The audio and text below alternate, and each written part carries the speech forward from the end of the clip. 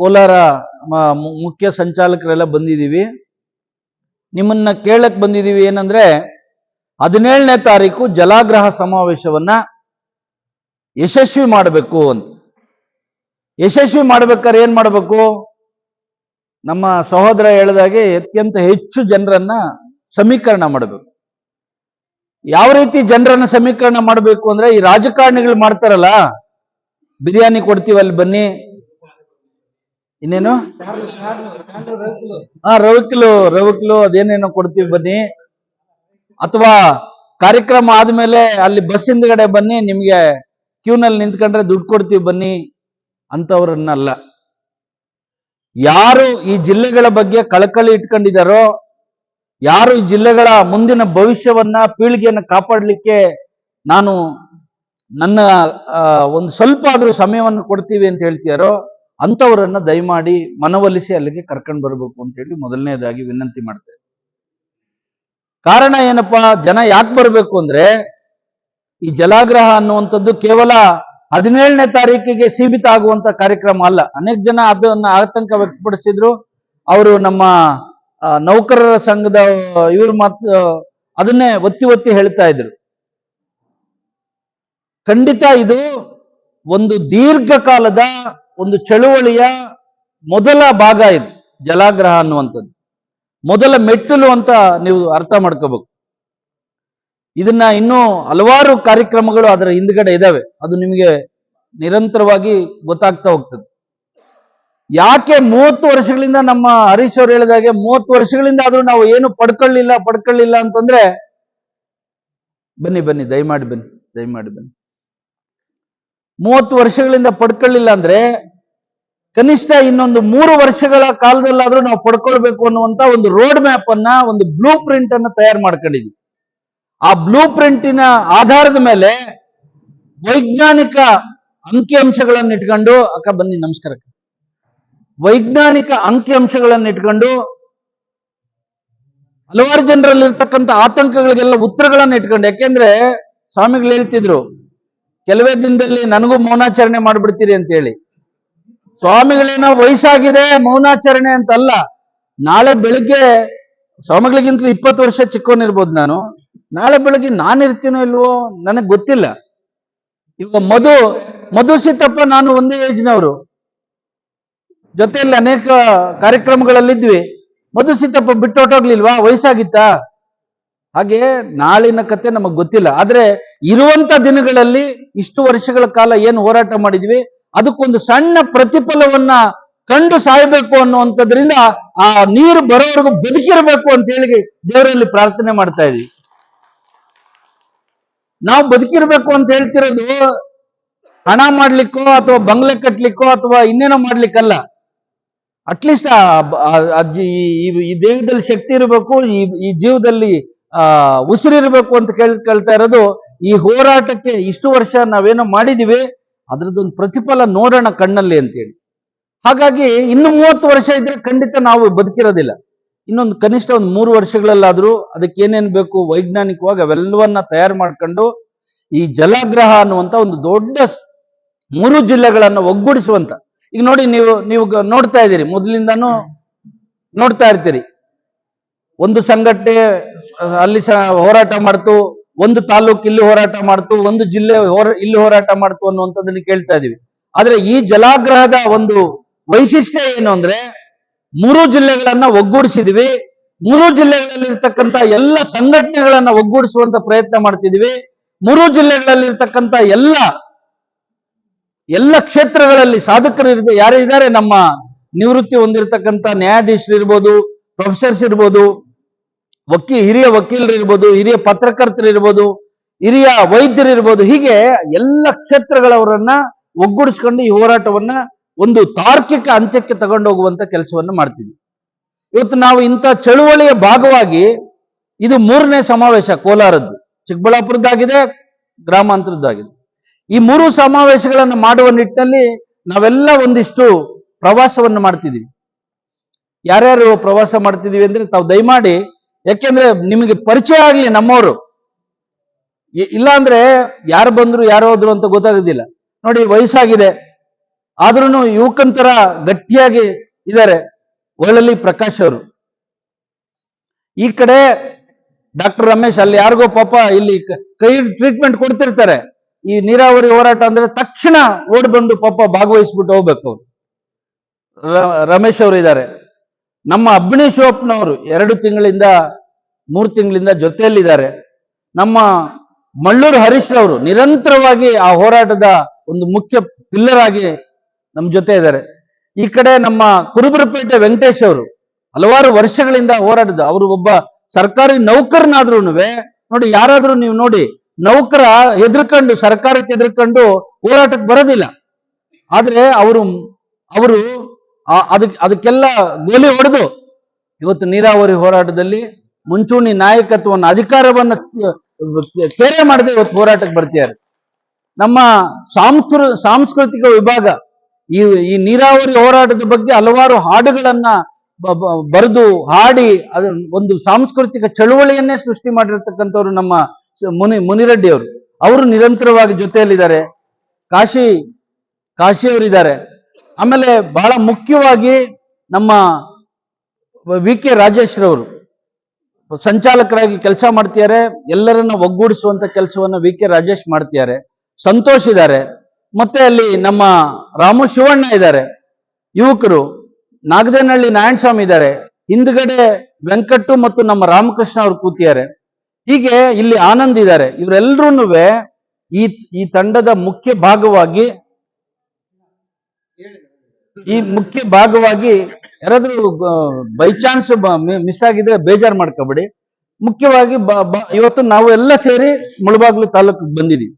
ತಾವೆಲ್ಲ ಇಲ್ಲಿ ಸೇರಿದ್ದೀರಿ, ಬಹಳ ಒಳ್ಳೆ ಸಲಹೆಗಳನ್ನು ಕೊಟ್ಟಿದ್ದೀರಿ. ಆದ್ರೆ ಒಂದು ಆತಂಕದ ವಿಚಾರವನ್ನ ಅಣ್ಣ ಎತ್ತಿದ್ರು. ಯಾರು ಅಣ್ಣ ಹೆಸರೇನು? ವೆಂಕಟರಮಣಪ್ಪನವರು. ನೀವು ಬಹಳ ದೊಡ್ಡ ಚಳುವಳಿಯನ್ನು ಮಾಡಿದ್ರಿ, ಆದ್ರೆ ಅವ್ರೇನೋ ಕೊಟ್ಟುಬಿಟ್ಟು ನಿಮ್ಮನ್ನ ತಲೆ ಸೌರ್ ಬಿಟ್ಟಿದ್ದಕ್ಕೆ ಎಲ್ಲೋ ನೀವು ಯಾಮಾರ್ಬಿಟ್ಟು ಸುಮ್ಮನಾದ್ರಿ ಅಂತ. ಇಲ್ಲ ಅಣ್ಣ, ದಯಮಾಡಿ ನಾನು ಸಭೆಗೆ ಹೇಳ್ತಿದ್ದೀನಿ, ಅಣ್ಣನ ಪರವಾಗಿ ನಾನು ಸಭೆಗೆ ಹೇಳ್ತಿದ್ದೀನಿ, ಹೋರಾಟ ಯಾವತ್ತೂ ನಿಂತಿಲ್ಲ.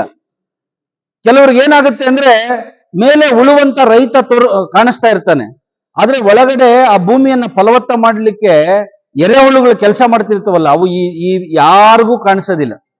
ಆದ್ರೆ ಆ ನೇಗಿಲ್ ಕೆಲಸ ಕಾಣುವ ನೇಗಿಲ್ಗಿಂತಲೂ ಎರೆಹುಳ ಮಾಡೋದೇ ಜಾಸ್ತಿ ಕೆಲಸ ಇರ್ತದೆ.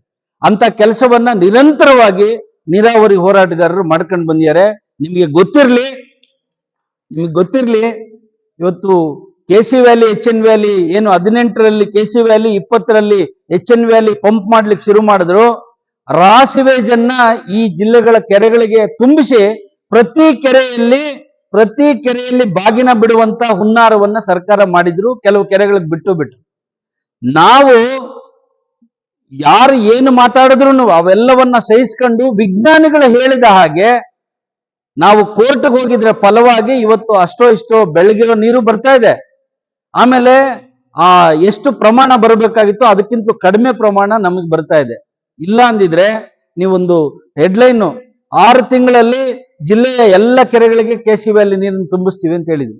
ಒಂದು ವೇಳೆ ಅಂತ ರಾಸಿವೇಜ್ ಏನಾದ್ರೂ ಬಂದಿದ್ರೆ ನಮ್ಮ ಗತಿ ಏನಾಗ್ತಾ ಇತ್ತು ಅನ್ನೋದ್ರ ಬಗ್ಗೆ ತಾವು ಅರ್ಥ ಮಾಡ್ಕೊಳ್ಬೇಕು ಅಂತ ವಿನಂತಿ ಮಾಡ್ತಾ ಇದ್ದೀನಿ. ಆ ರೀತಿ ಕೆಲಸ ನಿರಂತರವಾಗಿ ಹೋರಾಟಕ್ಕೆ ಹಲವಾರು ಆಯಾಮಗಳಿದಾವೆ. ರೋಡಲ್ಲಿ ಕೂತ್ಕೊಂಡು ಮಾಡೋದು ಒಂದು ರೂಪ ಆದ್ರೆ ಇನ್ನು ಹಲವಾರು ಆಯಾಮಗಳಿರ್ತವೆ. ಜನರನ್ನ ಜಾಗೃತಿಗೊಳಿಸೋದು, ಕಾನೂನು ಹೋರಾಟ, ಅದಕ್ಕೆ ಬೇಕಾದಂತ ಅಧ್ಯಯನವನ್ನ ನಾವು ಯಾಕೆಂದ್ರೆ ಹೋರಾಟ ಗಟ್ಟಿಯಾಗಿ ನಿಲ್ಬೇಕಾದ್ರೆ ಅಧ್ಯಯನದಿಂದ ಮಾತ್ರ ಸಾಧ್ಯ, ಸಂಶೋಧನೆಯಿಂದ ಮಾತ್ರ ಸಾಧ್ಯ. ಸಂಶೋಧನಾತ್ಮಕವಾದಂತ ಹೋರಾಟಗಳೇ 100 ಕಾಲ ಒಂದು ತಾರ್ಕಿಕ ಅಂತ್ಯಕ್ಕೆ ಬರ್ಲಿಕ್ಕೆ ಸಾಧ್ಯ. ಇಲ್ಲ ಅಂದ್ರೆ ಅವು ಗಾಳಿಯಲ್ಲಿ ಬಂದು ಗಾಳಿಯಲ್ಲಿ ಹೋಗ್ಬಿಡ್ತವೆ. ಹಾಗಾಗಿ ಅಂತ ಕೆಲಸವನ್ನು ನಾವು ಮಾಡ್ಕೊಂಡು ಇವತ್ತು ಈ ಚಳುವಳಿಯನ್ನ ಒಂದು ತಾರ್ಕಿಕ ಅಂತ್ಯಕ್ಕೆ ತರಲಿಕ್ಕೆ ಹೊರಟಿದ್ದೀವಿ. ನಾನು ತಮ್ಮಲ್ಲಿ ವಿನಂತಿ ಮಾಡೋದಿಷ್ಟೇ, ದಯಮಾಡಿ ಇವತ್ತು ನಿಮ್ಮ ಉತ್ಸಾಹವನ್ನು ನೋಡಿದ್ರೆ ನಮಗೆ ಆನೆ ಬಲ ಬಂದಿದೆ. ಯಾಕೆಂದ್ರೆ ಇವತ್ತು ಒಬ್ಬರು 200 ಜನ ಅಂತಾರೆ, ಒಬ್ರು 500 ಜನ ಅಂತಾರೆ, ಒಬ್ರು 1000 ಜನ ಅಂತಾರೆ. ನಿಜವಾಗ್ಲೂ ಆ ಉತ್ಸಾಹ ನೋಡ್ರಿ, ಪ್ರಯತ್ನ ಮಾಡಿ. ಆದಷ್ಟು ಆಗುತ್ತೋ ಬಿಡುತ್ತೋ ಬೇರೆ ಪ್ರಶ್ನೆ ಬ್ರದರ್, ಆಗುತ್ತೆ ಬಿಡುತ್ತೆ ಬೇರೆ ಪ್ರಶ್ನೆ. ಆದ್ರೆ ತೊಡೆ ತಟ್ಟಿ ನೀವು ಹೇಳಿದ್ರಲ್ಲ, ನೀವು ಹೇಳಿದ್ರಲ್ಲ, ಕಾನ್ಫಿಡೆನ್ಸ್ ನಮ್ಗೆ ಇಷ್ಟ ಆಯ್ತು. ಆ ರೀತಿಯಾದಂತ ಒಂದು ಪ್ರಯತ್ನವನ್ನ ಮಾಡೋಣ. 3 ಜಿಲ್ಲೆಗಳು ದಯಮಾಡಿ ಕೋಲಾರ ನಾನು, ಚಿಕ್ಕಬಳ್ಳಾಪುರ ನಾನು, ಬೆಂಗಳೂರು ಗ್ರಾಮಾಂತರ ಜಿಲ್ಲೆ ಅನ್ನುವಂತ ಈ ಗಡಿಗಳನ್ನ ಮರ್ತೋಗ್ಬಿಡೋಣ. ನಾವೆಲ್ಲರೂ ಪೆನ್ನಾರ್ ಬೇಸಿನ್ಗೆ ಸೇರಿರ್ತಕ್ಕಂಥ ಜನ. ಕೋಲಾರ, ಚಿಕ್ಕಬಳ್ಳಾಪುರ ಮತ್ತು ಬೆಂಗಳೂರು ಗ್ರಾಮಾಂತರ ಜಿಲ್ಲೆಗಳು. ನಾವು ಭೂಪಟದಲ್ಲಿ ಈ ನದಿ ಜಲಾನಯನ ಪ್ರದೇಶದ ನೀವು ಮ್ಯಾಪ್ ಅನ್ನು ನೋಡಿದಾಗ ನಾವು 3 ಜಿಲ್ಲೆಗಳವರು ಪೆನ್ನಾರ್ ಪಾಲಾರ್ ಬೇಸಿನ್ ನಲ್ಲಿ ಇರ್ತಕ್ಕಂಥವ್ರು.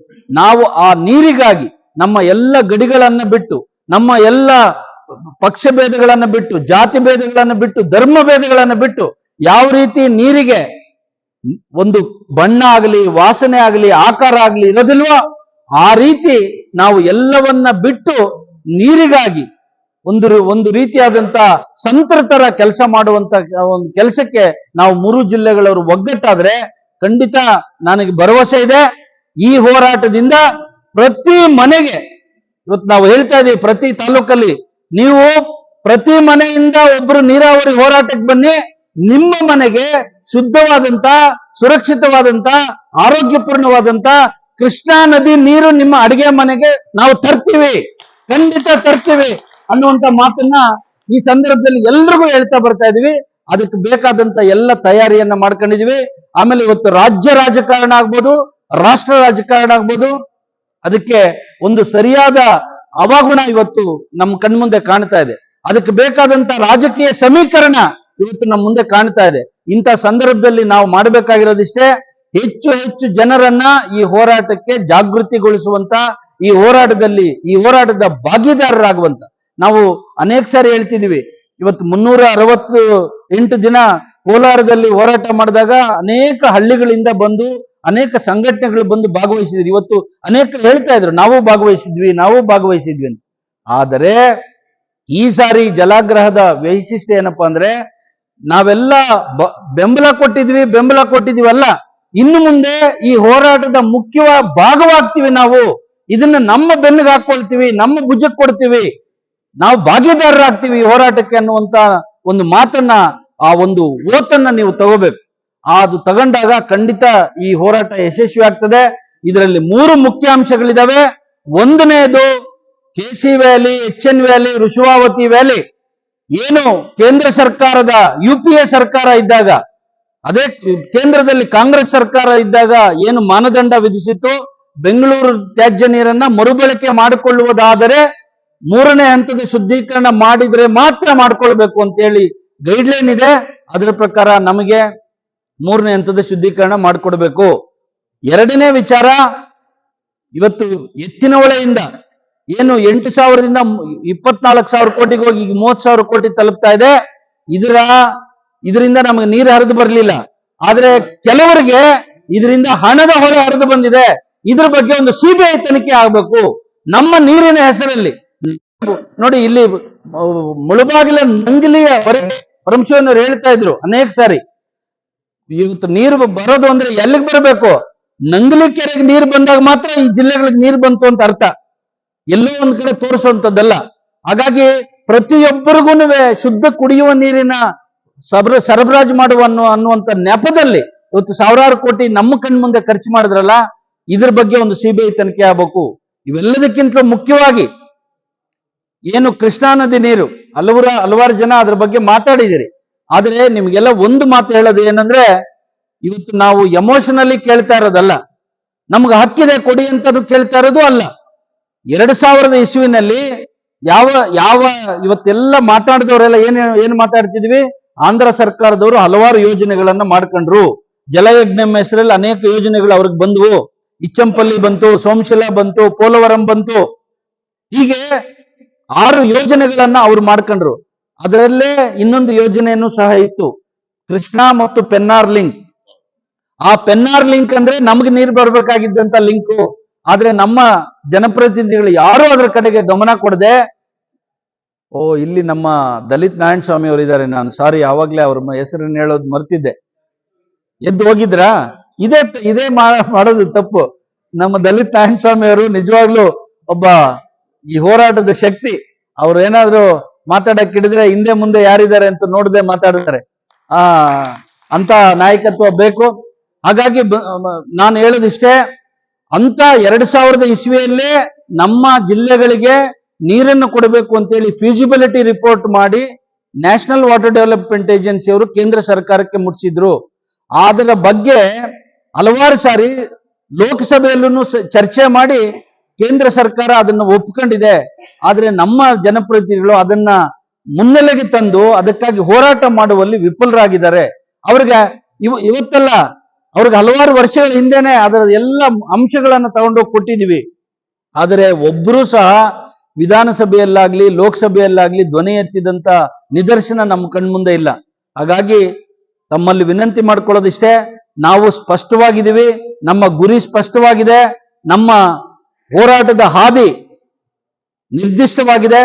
ಈಗ ಬೇಕಾಗಿರ್ತಕ್ಕಂಥದ್ದು ಏನಪ್ಪಾ, ನಮ್ಮ ಹತ್ರ ನಾವೇನ್ ನಿಮ್ಮಲ್ಲಿ ಬೇಡ್ಕೊಳಕ್ ಬಂದಿದೀವಿ ಅಂದ್ರೆ, ನಾವು ನಿಮ್ಮ ಶಕ್ತಿ ಅಂದ್ರೆ ನಿಮ್ಮ ಬೆಂಬಲದ ಶಕ್ತಿಯನ್ನ ಕೇಳ್ಕೊಳಕ್ ಬಂದಿದೀವಿ.